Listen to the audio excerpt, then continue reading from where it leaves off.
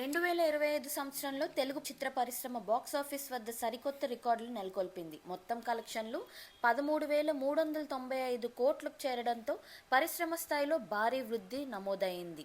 గత ఏడాదితో పోలిస్తే సినిమా ఆదాయాల్లో గణనీయమైన పెరుగుదల కనిపించింది. ముఖ్యంగా భారీ బడ్జెట్ సినిమాలు, పాన్ ఇండియా రిలీజ్లు బాక్సాఫీస్ను దూకుడుగా ముందుకు నడిపించాయి. థియేటర్లలో ప్రేక్షకుల హాజరు పెరగడం, మల్టీప్లెక్స్ల విస్తరణ, టికెట్ ధరలో మార్పులు ఈ వృద్ధికి ప్రధాన కారణాలుగా విశ్లేషణలకు చెబుతున్నారు. స్టార్ హీరోల సినిమాలు మాత్రమే కాకుండా కంటెంట్ ఆధారిత చిత్రాలు కూడా మంచి వసూళ్లు సాధించడం గమనార్హం.